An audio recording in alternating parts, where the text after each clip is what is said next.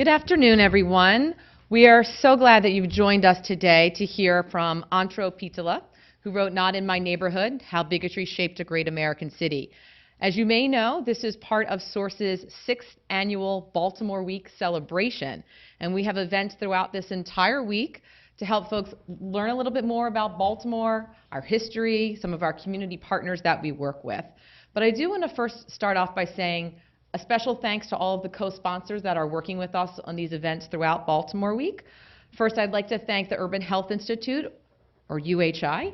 We also want to thank MICA, which is the Maryland Institute College of Art. And then there's a couple of different student groups that are also a part of this process. Here at the School of Public Health, we thank the Student Assembly's Community Affairs Committee. At the School of Medicine, the Interaction Council. And at the School of Nursing, the Student Government Association. A couple of reminders about upcoming events. Tomorrow we will be featuring a book discussion for those of you that have already read the book. We're going to be having a 4 o'clock book discussion. All we ask is that you send an email to source, which is source@jhsph.edu, and RSVP. We're going to have small snacks, but this is for all the folks that have already read the book. Next week, there's also going to be a lot of activities going on. Next Wednesday is our Source Community Involvement Fair, and we'll literally have dozens of community-based organizations, nonprofits, and service-based student groups looking for folks to get involved with the mission and the work that they do. And then next Saturday is our Fall Tri-School Day of Service, which is also part of President Daniels' university-wide President's Day of Service. So we will be sending out hundreds of students, faculty, staff, and alums into the community to do service. So there's still an opportunity for folks to sign up and join us. Before we get started, just a quick reminder, please turn off your cell phones. We will be recording today's session, so we do ask that you turn that off so we don't have those disturbances. And just let me tell you a little bit about Antro Pitala. He comes from Finland, and he came here to Baltimore in 1969, which is basically 1 year after the 1968 riots that we had here in our city and around the country. He spent 35 years with the Baltimore Sun, where he was a journalist and then joined their editorial board. And most of his time he was covering the city's neighborhoods, politics, and government. And he also spent some time overseas in South Africa, as well as in the Soviet Union. He had a very distinguished career at the Baltimore Sun with a very well-known byline as well.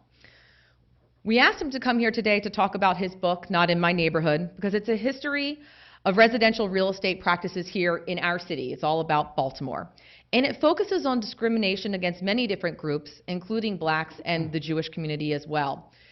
His story talks a lot about restrictive covenants, redlining, blockbusting, and all kinds of predatory lending processes that really change the shape of our community.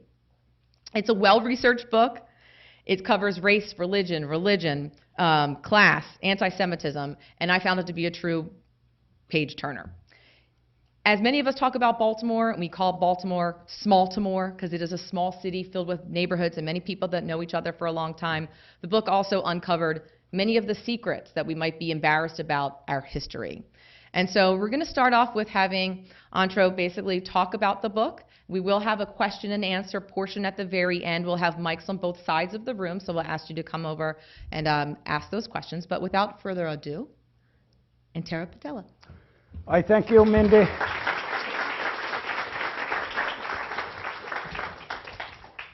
And thank you very much for taking time from your schedule to listen to me for a little while. Let me tell you a little bit more about myself. I always wanted to be a journalist, and I always wanted to be a foreign correspondent. And the first step toward reaching that goal happened during the summer of 1964, when I took a job on a freighter and ended up spending that summer in New York City. And it was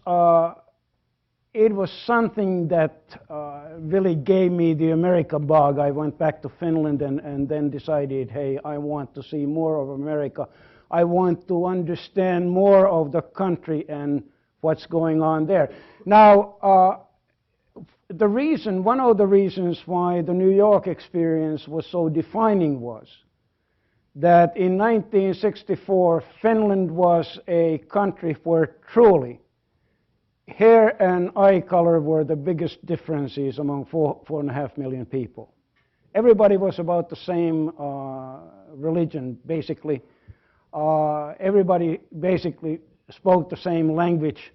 There were 1,500 Jewish families in Finland and a like number of Muslims, both heritage from the time when Finland was part of Tsarist Russia.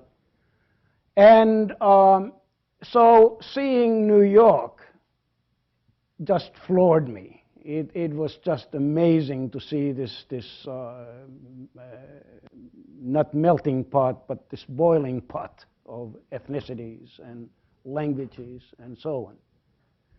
So I went back to Finland, got my university studies completed, came back to the US to go to graduate school, and then I got a job with the Baltimore Sun. I became a foreign correspondent, a Finn reporting about America for Americans.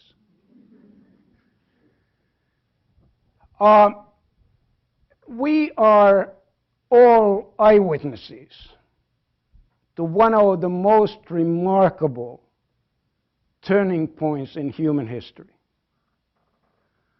What's going on now certainly has never happened as speedily as it is happening today. The incredible change that is fueled by digitalization and electronics. And so lots of things are going to change in this country.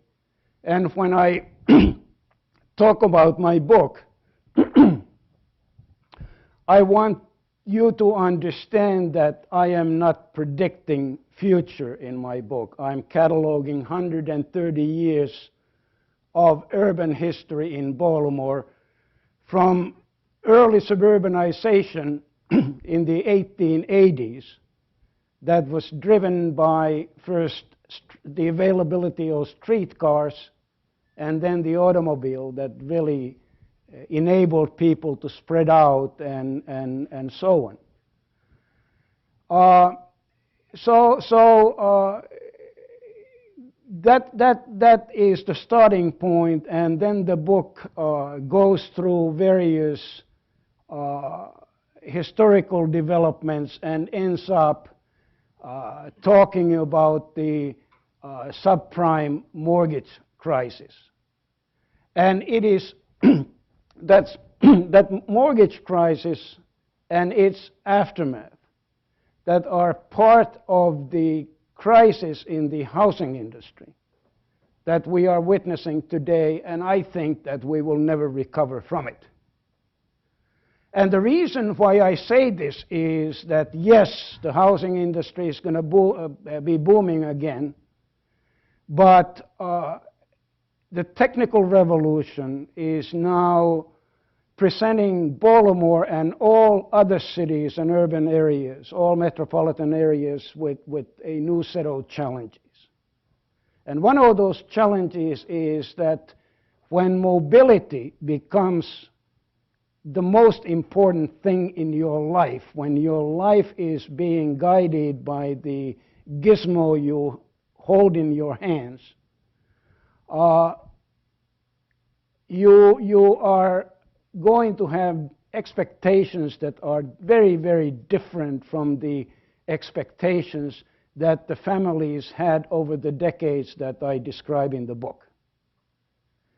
Those families, many of them, lived during the previous turning point, which was the Great Depression. And let me tell you, the Great Depression was nothing in housing compared with what we are going through today.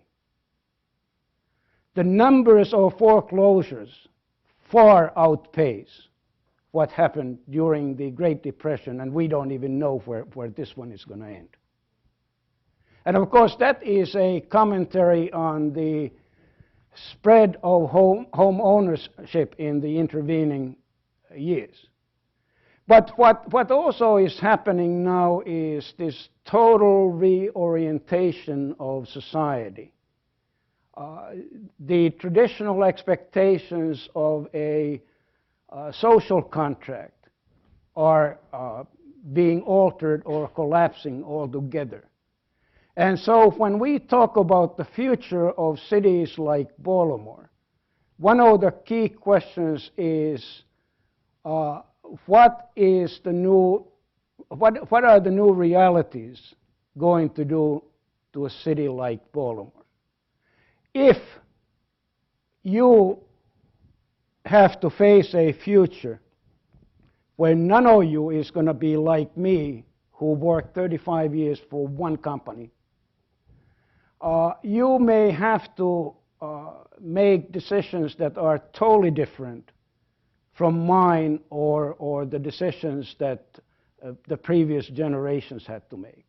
And the question then is, if I don't really have a permanent job, I'm working on a 2-year contract, 5-year contract, why would I take the burden of owning a home if my job in Baltimore is in danger and I need to relocate to Tulsa or San Jose or wherever? And so this is a reality that I know is going to have a tremendous impact on all American cities. What it means is that with the horrendous traffic problems that we are encountering now, particularly in this Washington-Baltimore area,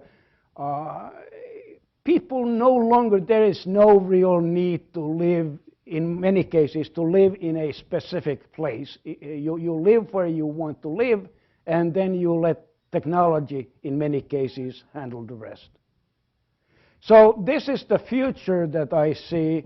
It's an unsettled future, and so, but if my analysis about the future is correct, it then also coincides, this development coincides with a couple of other things.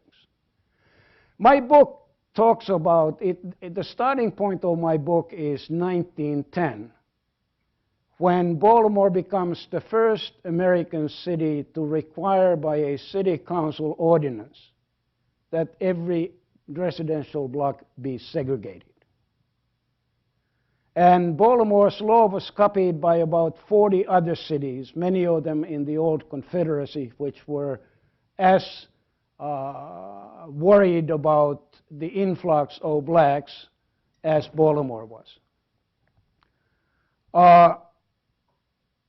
Now, what kind of city was Baltimore in 1910? What kind of country was the U.S. in 1910?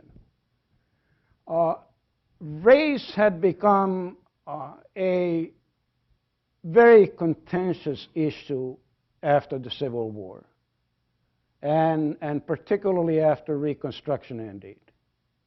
Laws were passed, particularly in the southern states, that basically abrogated the rights that blacks had won as a result of the Northern victory in the Civil War.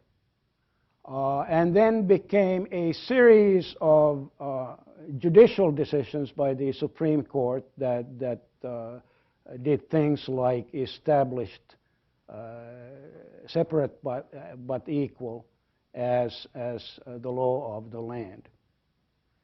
What also happens during this period, and 1910 is a key year in that, is that 1910 is the year when the American eugenics movement establishes its headquarters, a so-called laboratory in Cold Spring Harbor, New York.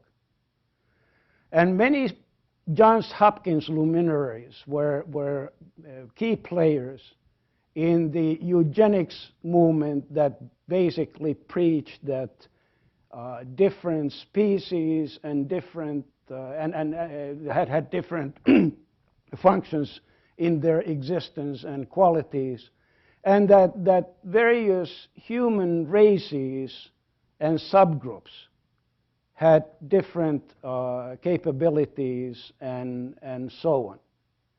And so what we then have is this acceptance, growing acceptance during the 19-teens and 1920s and 1930s until the 1940s of a pecking order, a human pecking order in American society.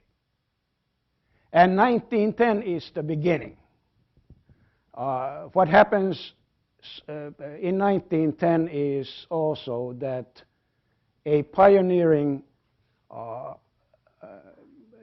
garden development, Roland Park, establishes a written covenant that prohibits blacks from occupying any houses in Roland Park.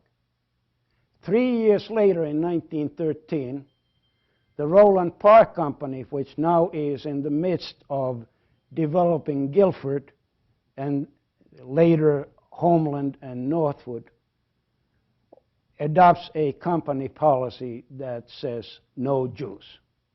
And for the next 50 years or so, no Jewish family is able to buy a home in Roland Park or in the other Roland Park Company developments. What is remarkable about this is that in 1910 there were half a dozen Jewish families living in Roland Park. So when the company policy was adopted, it meant that those families, when they vacated their homes, no longer could sell to buyers who were Jewish, because all the sales and resales had to be approved by the Roland Park Company. And this becomes the standard residential practice in many other elite communities throughout the country. So in 1917, the U.S. Supreme Court says you cannot segregate people on the basis of the measures that Baltimore has done. You have to do it otherwise. And as a result, a practice that had already been in force in Baltimore in many areas becomes widely accepted by countries by cities and communities throughout the country, and that is restrictive covenants, meaning that a group of homeowners sign among themselves a legally binding covenant that says we do not want Negroes, Jews, Mexicans, Italians, anybody you don't want as neighbors, and these kinds of covenants can be enforced legally. This is the main instrument of segregation that then will continue until 1948. The next milestone comes in 1935. In the middle of the Great Depression, the federal government's bailout agency in those days was an agency called Homeowners Loan Corporation. And it started a process that then adopted the eugenic criteria and transferred them to a federal housing policy that would last until the 1960s. And the most visible, the most graphic thing that happened between 1935 and 37 was that the Homeowners Loan Corporation prepared redlining maps in Baltimore and 238 other American cities. What am I talking about? In Baltimore and elsewhere, the federal government convened groups of real estate experts and banking officials and gave them street maps and 4 crayons and said, color the city. And so they did it, and on my website, which is my name, www.mynameinoneword.com, I have a picture, enlargeable picture of Baltimore's map. And these maps, in all other cities, they were similar. And there were 4 colors used. And the top colors were green and blue. And basically, green and blue were applied to areas that met certain requirements. Number 1, recent housing stock, modern housing stock. Number 2, white Christian ethnicity. Number 3, homeowner covenants forbidding inharmonious elements from occupancy. And the federal government's message to the real estate and banking industries was that areas colored green or blue, even in the conditions of depression could be seen as good risks, where normal conventional real estate loans could be made. Now you have to understand that during that time the longest conventional loan you could get was 7 years with 50% down. And then the other colors were yellow and red. Yellow was applied to neighborhoods with aging housing stock, neighborhoods that were seen as deteriorating, neighborhoods that did not have covenants forbidding inharmonious elements, neighborhoods that were populated by all kinds of people, white people of all kinds of ethnic groups, and which, as I said, they were seen as deteriorating, and these were labeled as transitional areas. And the federal government said that they were in a process that would unavoidably lead them to become red. And red, according to the federal government, meant that those areas had so many problems and dysfunctions that the federal government's message to the banking and real estate industries was, if you make any loans in areas colored yellow and red at all, those loans must be made on a basis that is different from the criteria and terms used in green and blue. So why is this important? This is the moment when the federal government sanctions a 2-tier mortgage financing system that is with us now, a system that brought us subprime lending crisis and many other things that we know about. And so in Baltimore, among the areas that were colored red was much of the center city, regardless of race. And let me just mention a couple of areas by name so you can relate to them. And the federal government said that these neighborhoods had no future. And they included Bolton Hill, Reservoir Hill, Canton, Highlandtown, Federal Hill. So this became the gospel then for the lending industry. And then a decade later, when the war is about to end, and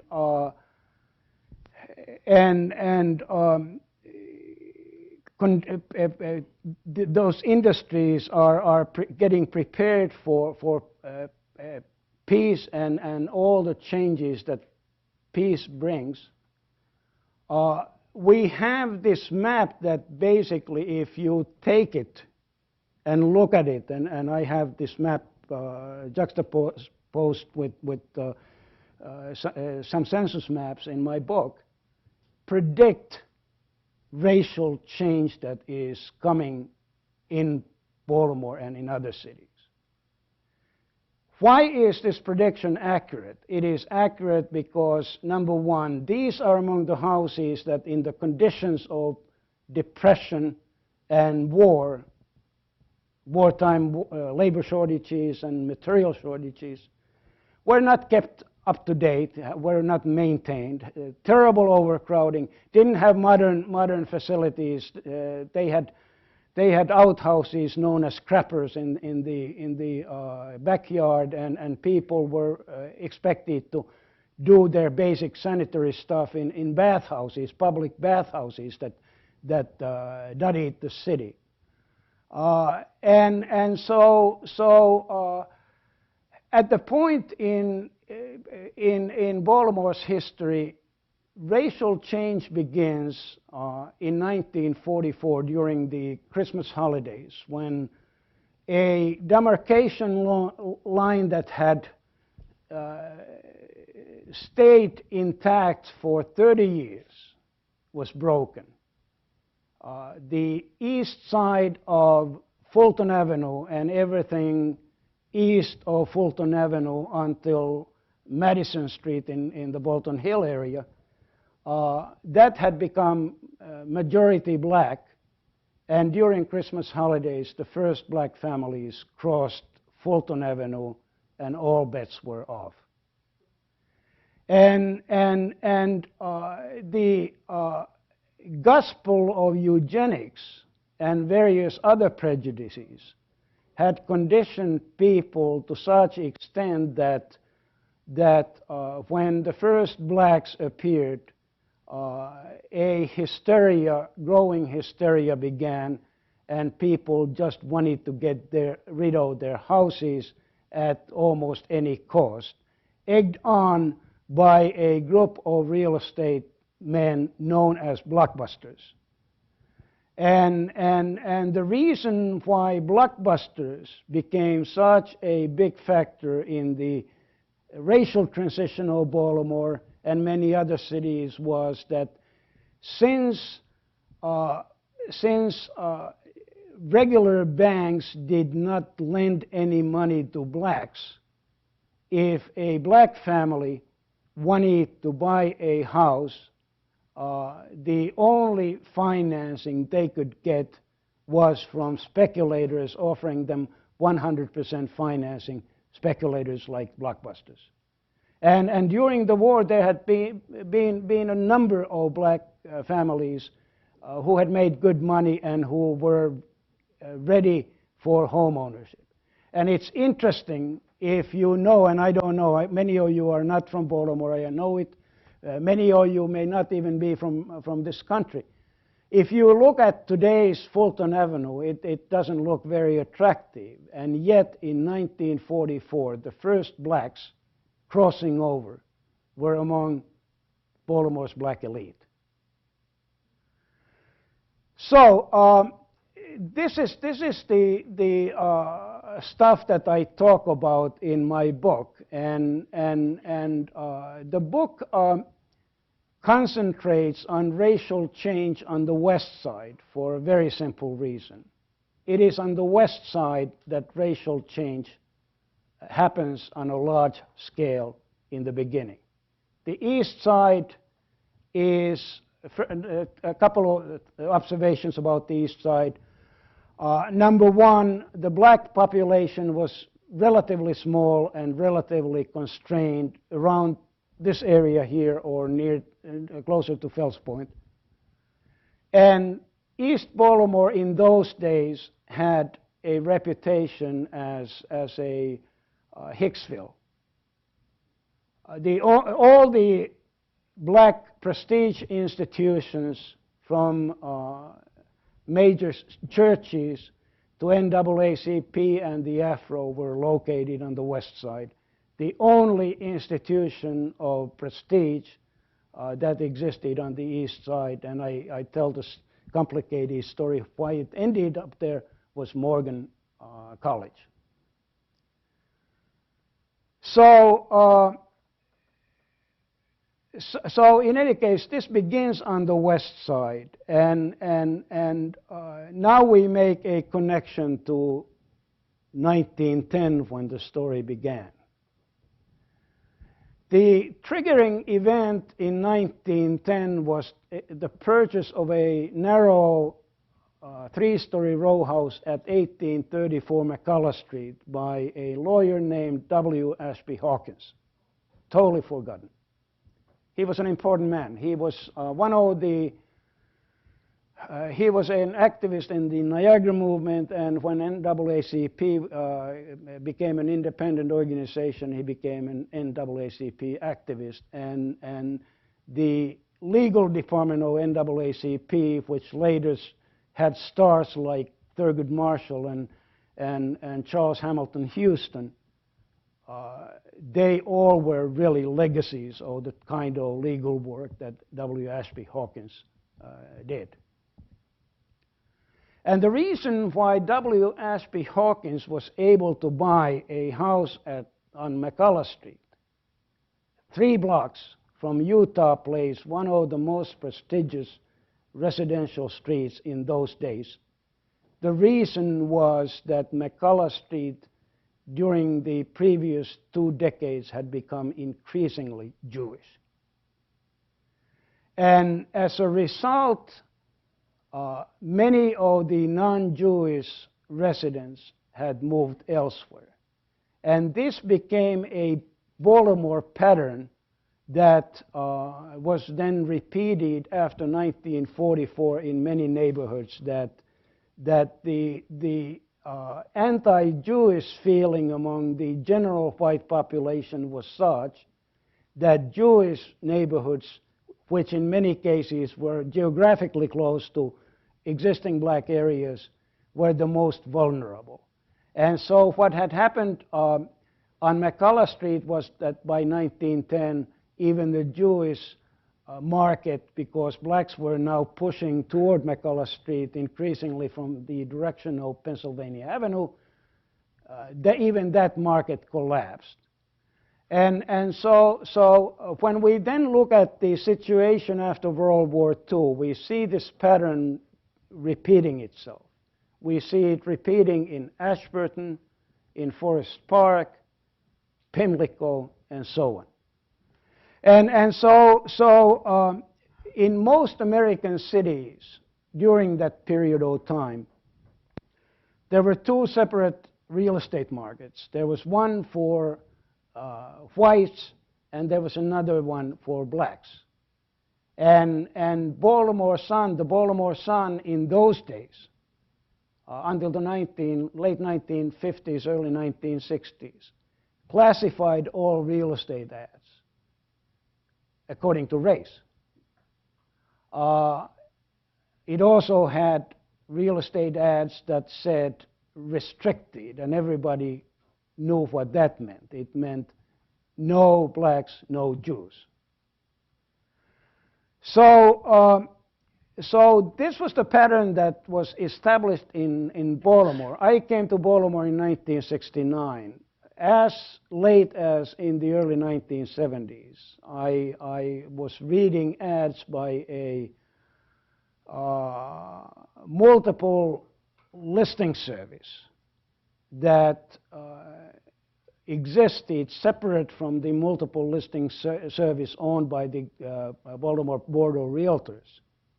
And this separate listing service listed suburban homes available in areas that accepted Jews. Now, there is one intermediate step here that needs to be recognized, and that is that in 1948 the U.S. Supreme Court passes makes a ruling that is a precedent of the far more famous 1954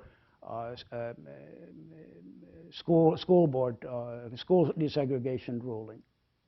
And the 1948 ruling is unanimous. It is made by a bare quorum of the court, and it says that while restrictive covenants, discriminatory restrictive covenants, are perfectly legal, they cannot be enforced by courts, and this becomes a turning point.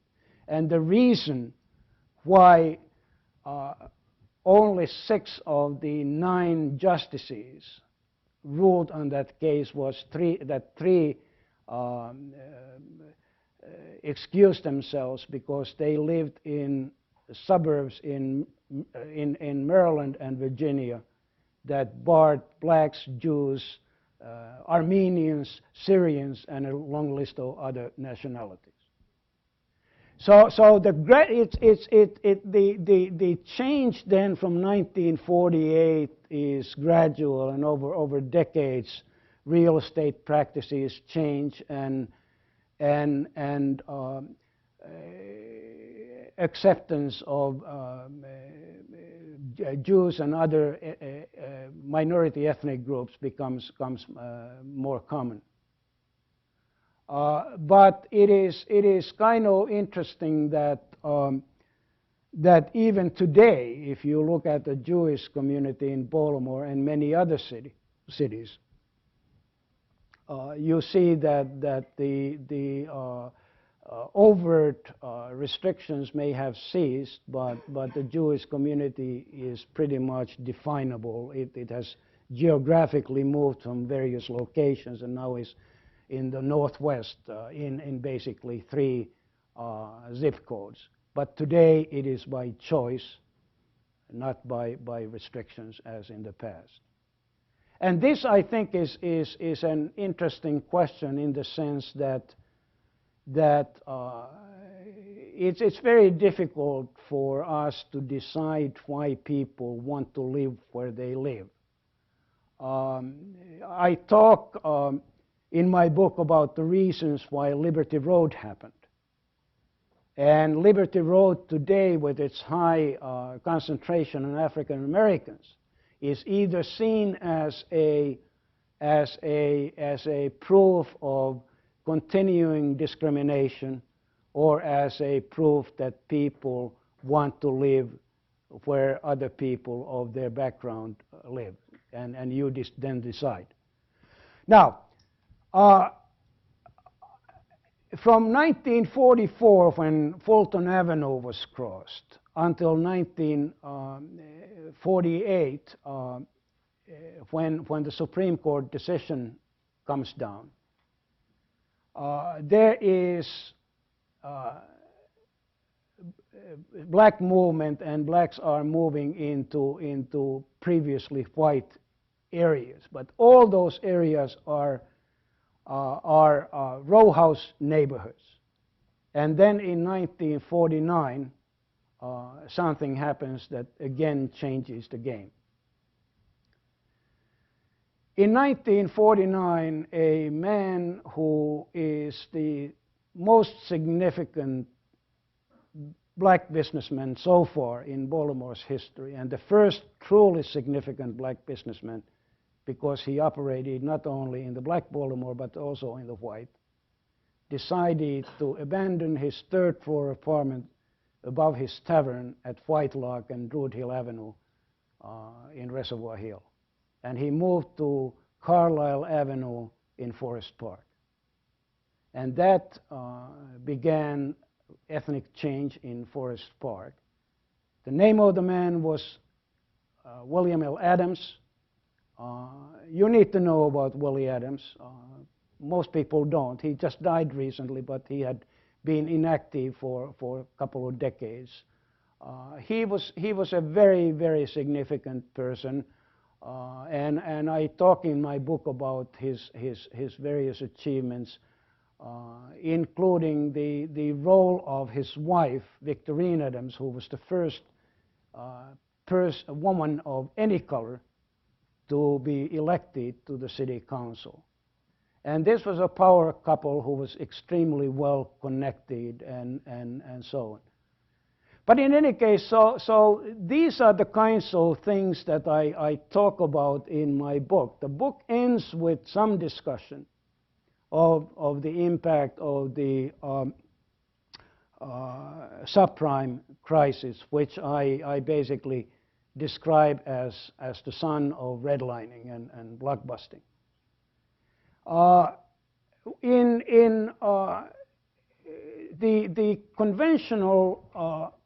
The conventional interpretation is that the subprime crisis has increased racial discrimination in the sense that it has led to bigger and bigger non-traditional concentrations of minority residents. However, and I point this out, however, there is a contrary development that was enabled and fueled by the crisis as well. When banks became very liberal in their lending practices, suddenly in some areas, banks began extending whites who, for whatever reason, wanted to buy properties in areas where whites were minorities. And the most startling example is the place that was my introduction to the US, Harlem.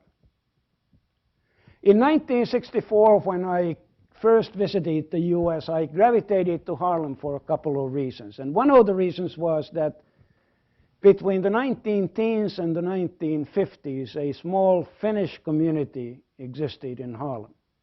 And as an aspiring 20-year-old journalist, I wanted to go and see what, if anything, was left of that community. Very little was left. There was a Finnish lady who had stayed when others ran and who was operating a millinery shop on 125th Street. There was also a Finnish bathhouse at 122nd and Madison. But by 1964, it was operated by a black guy from Jamaica. His clientele was still largely Finnish, guys coming from all over the place from the New York metropolitan area. But as a result of the liberal lending policies, and as a result of the go-go economy that just took housing prices in the rest of Manhattan through the roof,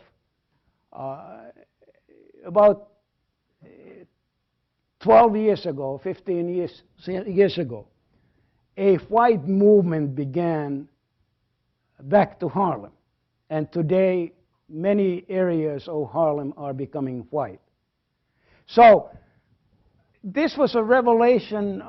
Seeing Harlem in 1960 was a revelation for me. Of course, I could not predict that this was going to happen. But it was a revelation to me because I came from Finland, a country that was so monocultural and homogeneous, that I suddenly realized, looking at Harlem and what had happened to the Finnish community, that Harlem had been in steady flux. It had been an Indian Native American village. It had been a Dutch and British settlement. By the 1870s, it was an upper-class hangout for American-born native whites. And by the 1880s, the cream started evaporating, and successions of fresh immigrant groups from Europe sought residence in Harlem. By the 19 teens, there was white abandonment and Harlem changed. So I see that this is a continuing pattern that changes are happening all the time. Now, let me finish my remarks by the following. When I then examine everything that is happening against my finished background, I have to make the following observation, and I try to do this in my book. My book is a critical book that has ruffled some feathers in Baltimore because it talks about prominent people in Baltimore and reveals things about their personal practices and beliefs that have not been common knowledge. But I have not. I have tried not to be judgmental. I try to understand pretty much everybody. I don't condemn anybody. And I don't know what I would have done in that situation. So when I go back to Finland these days, I see a country that is still largely homogeneous, but also a country that for the first time has large minorities. The largest and the most ticklish, politically ticklish minority is Russian. Totally alienated, lots of problems. Finland has also welcomed refugees from various countries like Somalia, and so if you take a bus, transit bus in Helsinki at night, you probably are going to have a black driver. And so on. So if you go to eastern Helsinki, and I can't explain this, but for whatever reason, in many cities throughout the world, the west side seems to be more desirable than the east side. If you go to eastern Helsinki, you come to a neighborhood that is known as Mogadishu. And what is happening, and I have no idea what the percentages are in Mogadishu, but Mogadishu is the first example of white flight in Finland. And I've been trying to get some information about housing flight, and I'm not sure, I haven't been able to answer that question. What I have been able to answer, though, is that white flight today is manifested in schools. So how different are Finns from Americans? I met two sociologists from Holland. They told me that the Dutch school system in cities with minority populations is de facto segregated today. I thank you, and anybody who wants to talk about whatever is on your mind, I'm yours.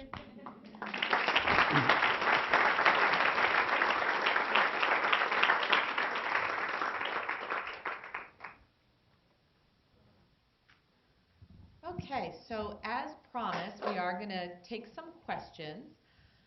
On the sides of the room, over on the left side, Amy Gawad from the Urban Health Institute has a microphone. And over on this side of the room, Noah Smock, who's our new Assistant Director of Source, on this side will have a mic. And we are more than happy to raise hands and pass along the microphones. And Antra will take your questions. Yes, sir. And we're going to use the mic since we're recording. Hi, Bob Blum from the Urban Health Institute. I have a two-part question, if you could speak to it. I believe David Ruskin, his book, Baltimore Unbound, talks about a state legislative decision in going back to 1948 or somewhere about then, which essentially had as a consequence a law that said Baltimore cannot expand outward, that it required the approval of the county to accept this expansion that was very different from many other cities, that allowed what essentially was multi-county planning boards, but that didn't exist. Could you talk about that? And could you talk also, please, about the what happened with the sale of streetcars, and what was the conversion to buses, and what did that do for Baltimore and Baltimore's connections? Good questions. So let me start with Baltimore County. My book is divided into 3 time segments. And the last one deals with policies in Baltimore County that at the time when the city begins losing population leads to a situation where Baltimore County's population more than doubles, but its black population decreases. And this is for political reasons. I document measures that were taken by the county government zoning measures to rezone existing black hamlets out of existence when similar white communities were left intact. And there is, and the fact that so many city residents, homeowners, fled Baltimore after World War II, and 48 is kind of early, but already Baltimore County's white population was growing at that time. There was a political understanding that in order for you to triumph in Baltimore County politically, you wanted to prevent what had happened in the city from being repeated in Baltimore County. So when Dale Anderson became the county executive after Spiro Agnew, Dale Anderson said no public housing in Baltimore County. Basically, all the affordable apartment housing was concentrated in 2 corners of Baltimore County, mostly in the Essex Middle River Dundalk area or in the Arbutus area on the west side. He did not want, so the county, most of the county was zoned for houses on 1-acre lots, which required a certain amount of money. Now, it's also interesting that Spiro Agnew, who was the previous county executive, his predecessor had an urban renewal ordinance passed. But when Agnew wanted to implement it, there was a political rebellion. And even today, decades later, you cannot find a Baltimore County politician who utters the word urban renewal. It is such poison. And this is what happened in Baltimore County. And when Spiro Agnew was elected governor of Maryland, his biggest voting base, percentage-wise, was the black community in Baltimore City. He lost the white voters of Baltimore County. So that's the first question. Now, the second question has led to all kinds of conspiracy theories. Basically, what happened in Baltimore and in about 100 other American cities is that soon after the war, a company was created called National City Lines, and it was National City Lines. Its owners were Standard Oil, Firestone, General Motors, and a couple of other players.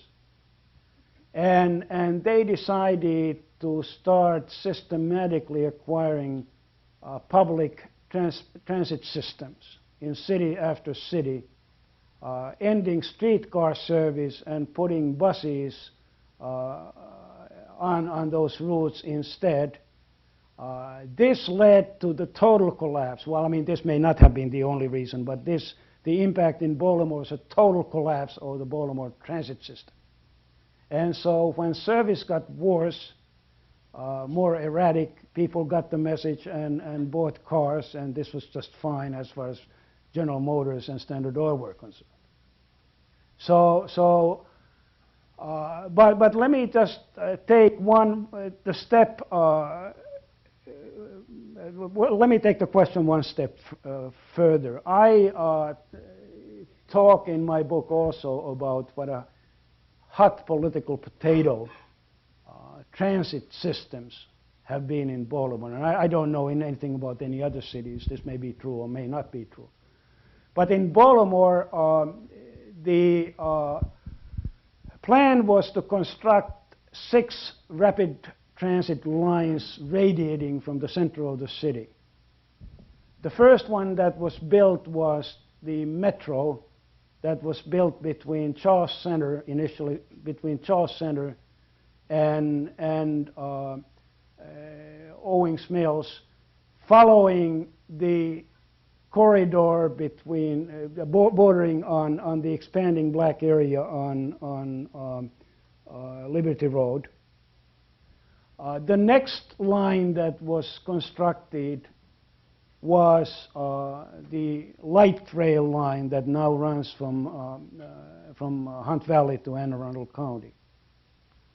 And both of these were extremely difficult politically. On the light rail line, Ruxton made sure that wealthy, influential village did not have a stop. And more recently, just a couple of months ago, residents in Linthicum in Anne Arundel County have been campaigning to get their stop erased. They don't want outsiders. So I mean, these are very ticklish problems, and I hope that answers your questions. Yep. Questions?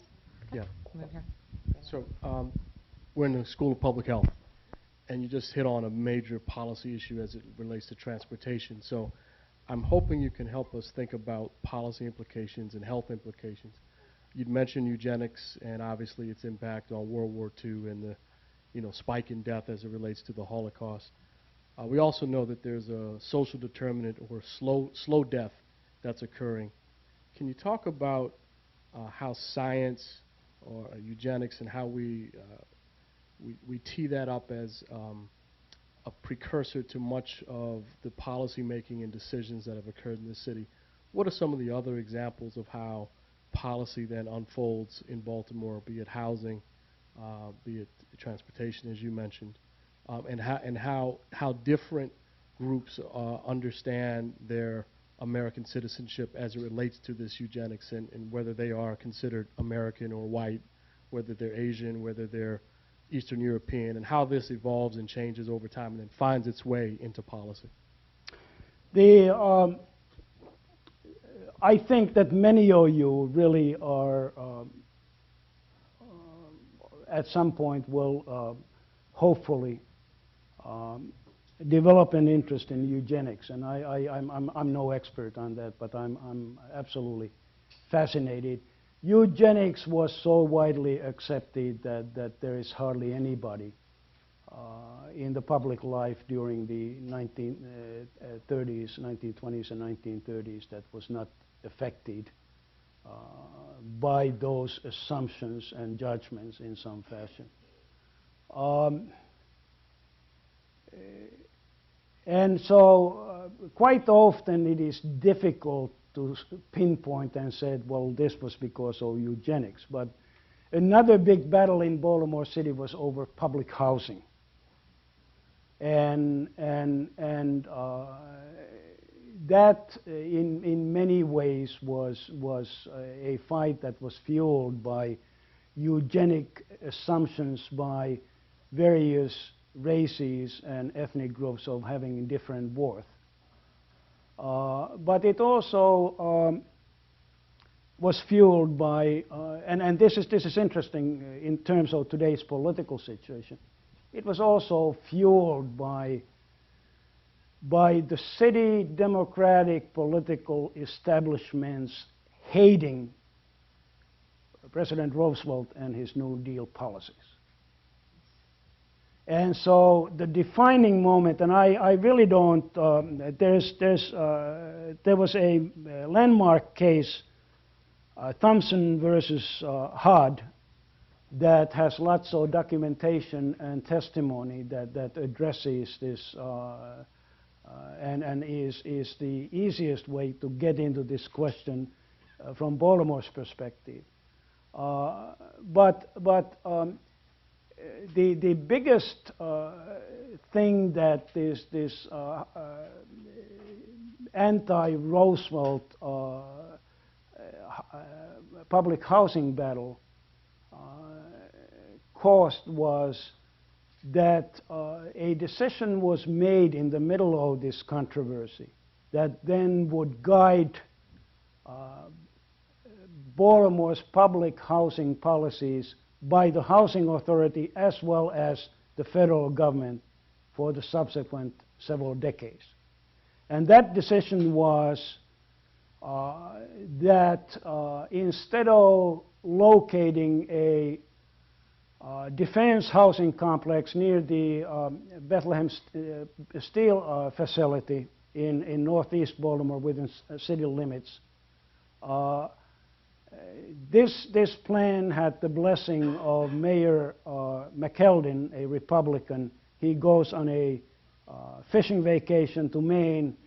No sooner has he left the city when the Democratic establishment, including congressmen and senators, and including the Democratic City Council president, who is now acting mayor, they go to Washington and make sure that this McKeldin plan is dead.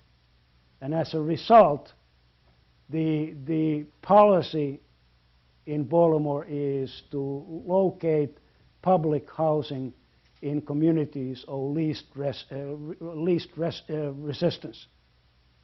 This is how Cherry Hill was born. Now, Cherry Hill, I don't know what, for those who have been to Cherry Hill and know about Cherry Hill, I don't know what you think of Cherry Hill. Cherry Hill was a planned community that had a substantial private home ownership component, was nicely designed. But then instead of this house going into northeast, this project going into northeast Baltimore, it was located in Cherry Hill, and then this principle of least resistance begins. Since there is one public housing component there now, when the next controversy comes, well, let's put it into Cherry Hill. And so these are the kinds of things that I trace to the general mood and thinking that surround eugenics, but I cannot really prove it, and more research is needed on that. Thank you. Other questions? Okay.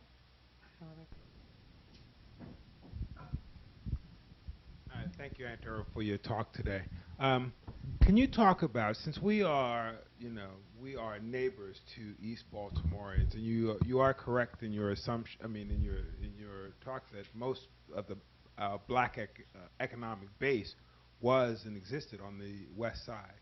Can you contextualize, or can you tell us the context of Baltimore, East Baltimore, what it looked like in the 40s, the 50s, the 60s, and so on, till we get to a point of today, so we can have an understanding of how it got this way?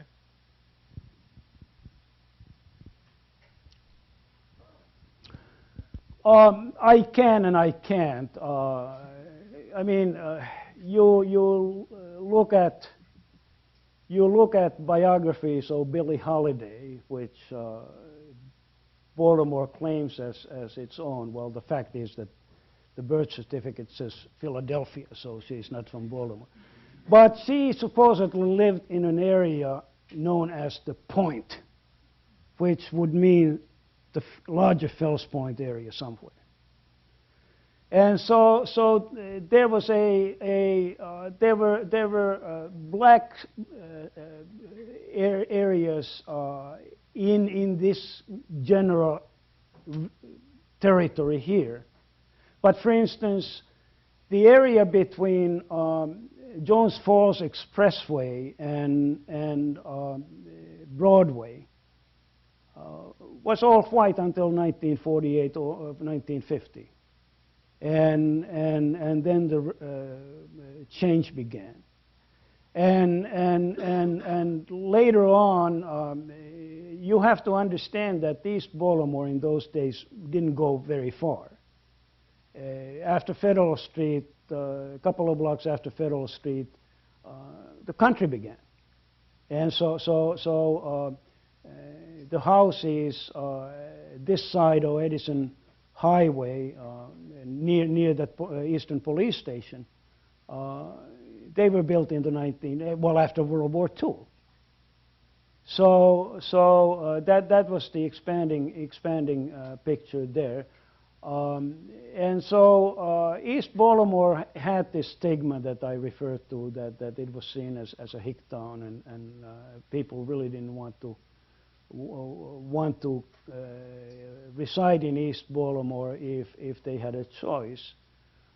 As a matter of fact, a friend of mine who was very instrumental in the success of this book, a very important African-American real estate man, he told me that the way he sold Northeast Baltimore houses was because the resistance, buyer resistance was such, he would not take any prospects directly to East Baltimore. The prospects usually lived on the west side anyway. So he would start, and in those days, until the 1950s, early 60s, most blacks did not have cars, so you were really at the mercy of your real estate agent. So he would take them first by Pimlico Racetrack. Then they would cross Jones Falls and get to the forbidden territory of Roland Park and Homeland. The blacks knew they did not belong there. This was an attraction. This was something that they would talk to their friends. Hey, listen, we were in Roland Park. And then they would make a stop at Morgan. And many had not been at Morgan. So they would stop the car there and stroll around, and everybody would feel wonderful. And only then would my friends show houses. And so it was lots of resistance. And so in fact, one of the observations in terms of racial change is that changing white neighborhoods were not desirable for blacks when the first blacks moved in there. They became desirable when they had a substantial black population. There was strength in numbers.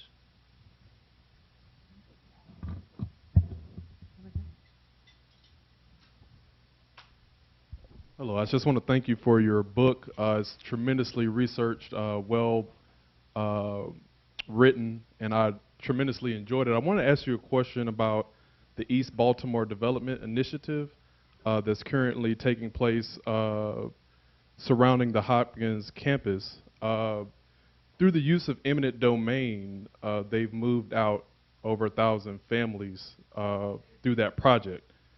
And I wanted to know if you had any thoughts about the connection between some of the forces that you describe in your book, such as eugenics and the Federal Housing Authority's color-coded maps, and the sort of action that's taking place in that footprint right now. It's a $1.8 billion project, 88 acres. don't know if you've heard of, but I would love to hear your thoughts.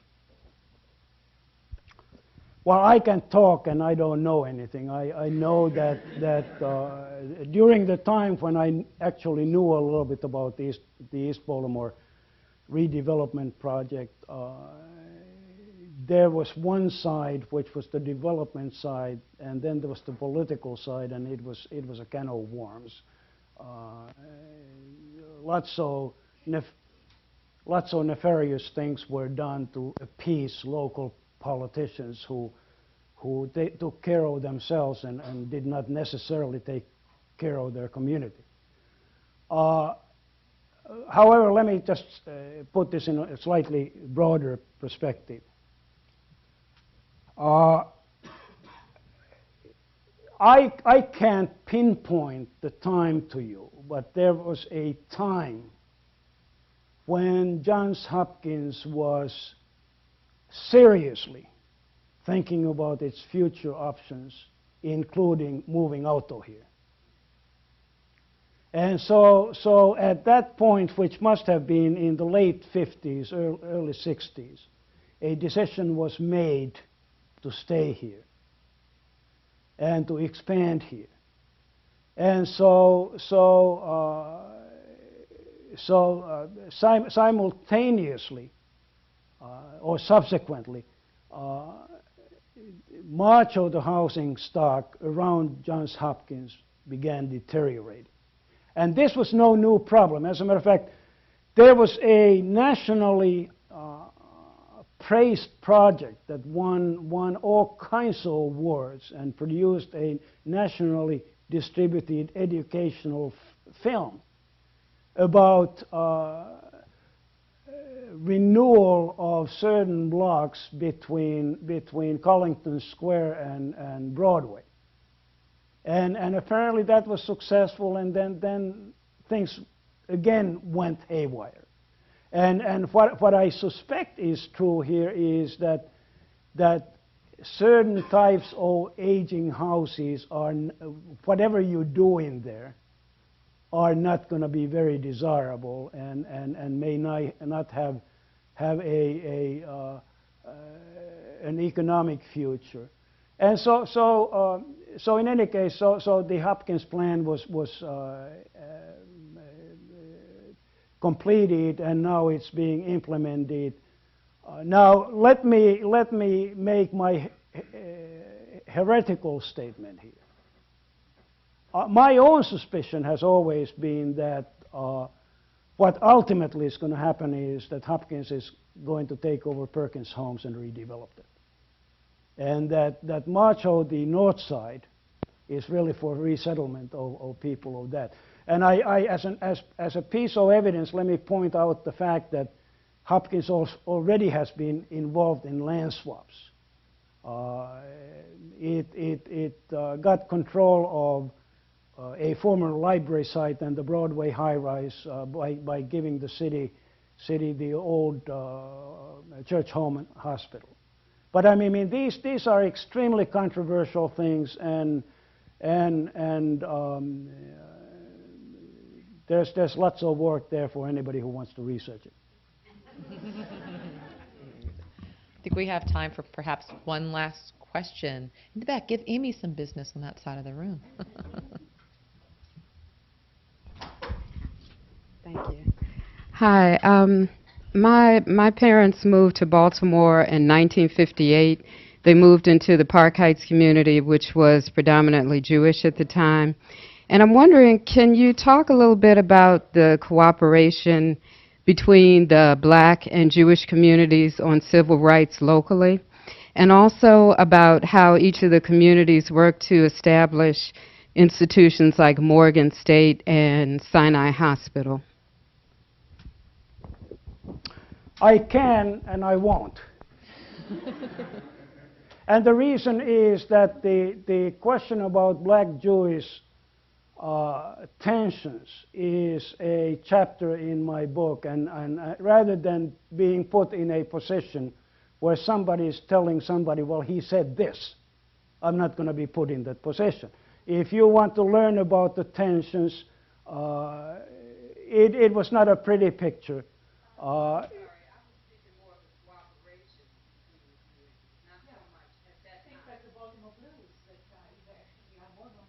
Yeah, well, my book doesn't really go to that time period. The blues is more recent, and so I'm not really comfortable about talking about it because then I get misquoted, and I just don't want to be there. Now, the second part of your question, I'm sorry. The establishment of institutions like Morgan and Sinai. You talked about Morgan being on the east side and predominantly the black community was on the west side. How that happened. Yeah, yeah. Again,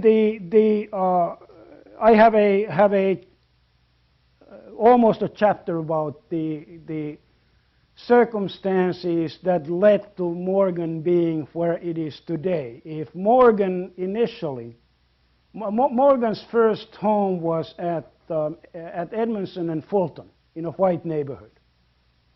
It was a school at that time, a church-operated school whose president and leadership was white.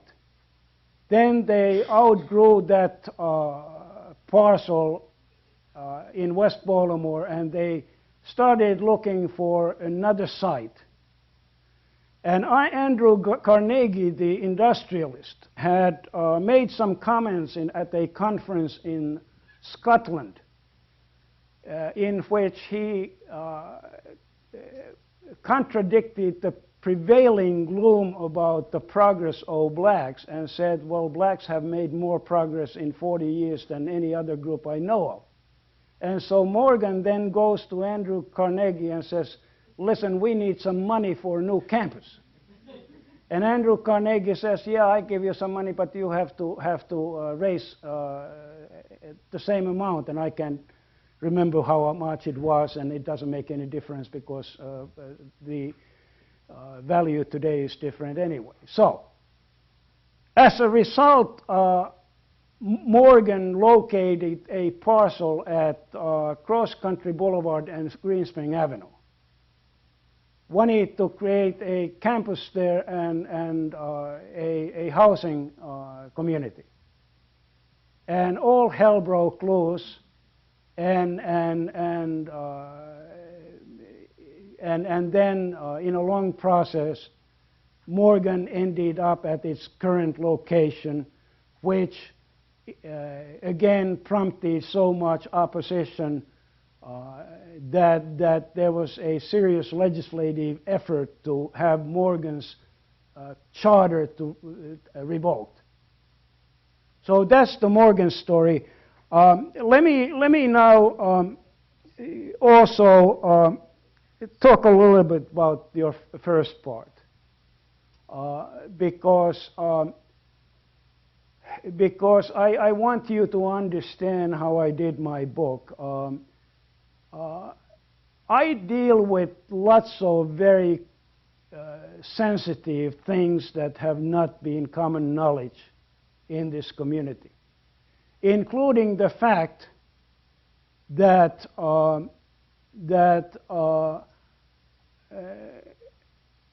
many prominent developers in the Jewish community in their own business practices would not sell or rent real estate to other Jews.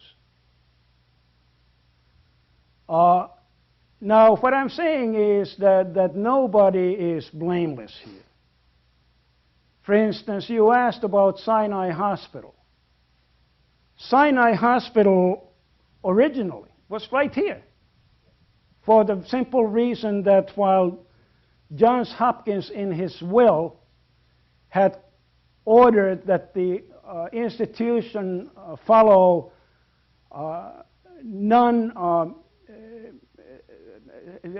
non-discriminatory, non-discriminatory policies, the way it was implemented was that the medical institution, the university accepted a certain number of Jewish students, and I give the numbers for the quotas, but they did not have privileges at a certain time period to practice at the Johns Hopkins Hospital. So Sinai is built next door for that reason. In 1959, Sinai moves to next to Pimlico Racetrack. That is a Jewish neighborhood. And so all this is documented, and that is the reason why I'm comfortable making certain statements here, is because I have the documentation, and the documentation comes from documents and correspondence at the Baltimore, at the Jewish Museum of Maryland, where there are 34 boxes of stuff from the Baltimore Jewish Council. Remarkable stuff that I think is unique in this country.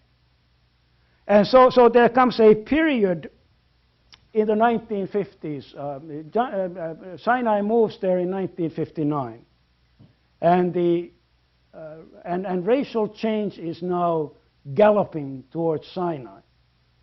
And there is a particular area that is of concern to the Baltimore Jewish Council, and that is half a dozen Jewish-owned, recently built garden apartment complexes on Green Spring Avenue near Cold Spring Lane. And there is correspondence that indicates that the Baltimore Jewish Council took very serious action trying to convince the owners of the apartment complexes to stop their practices, which was changing the composition of the neighborhood overnight. Now, what were those practices? Those practices were not limited to that area. But this is what happened in Baltimore in that era, was that once a neighborhood started integrating or desegregating, whatever you want, apartment complex owners would make a business decision. They would evict all white tenants, jack up prices, advertise only in the Afro, and rent only to blacks. And so the Baltimore Jewish community says, hey, listen, our communal interests are at stake here. The community has made huge investments to produce a modern hospital complex, and you are endangering it, and you are also endangering other institutions, including the Baltimore Jewish Community Center on Park Heights Avenue, the Hebrew College, and so on. And the owners said, too bad. So what I'm saying is that this is very complicated stuff. Now, let me end my remarks by returning to blockbusting. The traditional view of urban affairs literature is that blockbusters were a group of nefarious, profit-hungry people who fanned white panic, took advantage of fleeing whites by buying houses for pittance and then flipping them and selling them to blacks, and causing neighborhoods to change racially without giving any chance for integration. This, to a certain extent, is a true interpretation. However, the picture is far more complicated, and I document it in my book. When you talk about blockbusting, there are two totally different interpretations as to what blockbusting means. There is that white interpretation that I just mentioned, and then there is the black interpretation that was shared by all of the black community in Baltimore at that time, including the political leadership. And it was, yes, blockbusters are profiteers, but they are giving blacks an avenue to better housing. And so in my book, I profile a man who was single-handedly responsible for quick racial transformation of Ashburton. Probably in those days the most prestigious, well, it was an elite Jewish area that then becomes the most prestigious black area. And what is remarkable about this man is that he wanted to make money just like anybody else. But he saw blockbusting as his civil rights mission. He was the only real estate man in the Baltimore community, black or white, who was visibly and prominently into civil rights, who would be at various protest sites, who was once arrested together with Stokely Carmichael, and who once got so belligerent in court that he had to be restrained.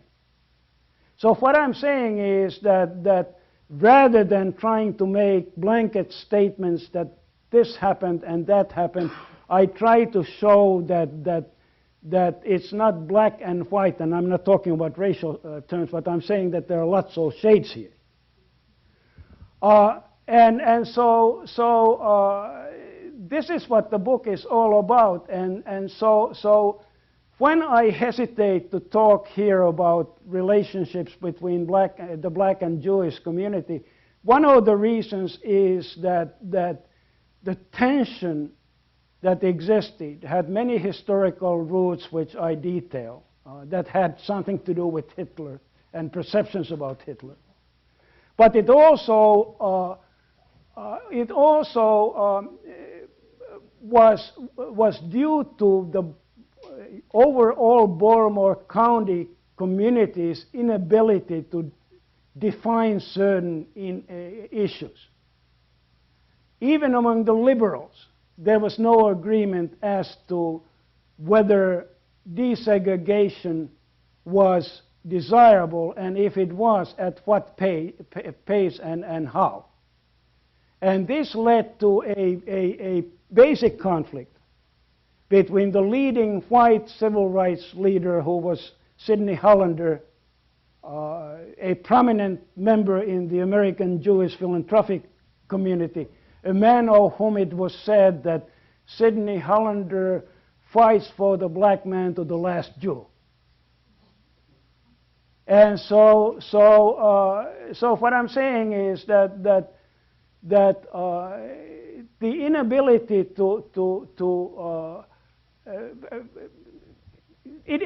the positions were clear. The Baltimore Jewish community, of all the public organizations, made the strongest public statement about integration.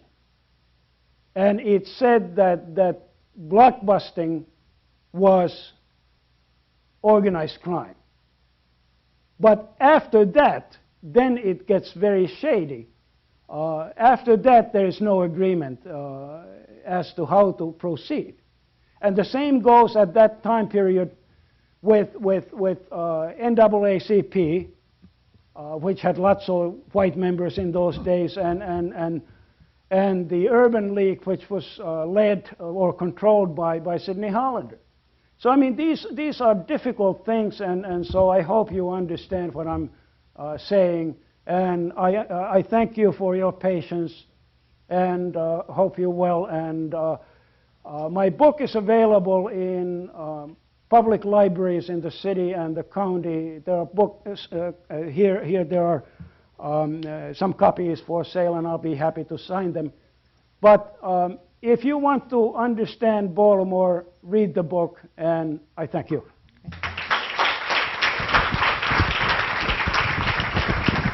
So just a couple of quick reminders.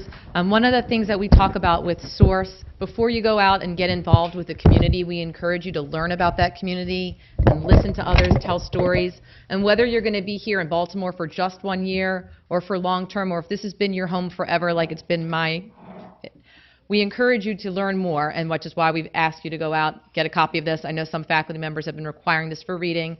Again, as Antero mentioned, they're going to have sales right outside in the courtyard, and he'll also be signing them. We encourage you to join us for other Baltimore Week activities, as well as activities we'll have throughout the year. And once again, please join me in thanking Antero Patilla.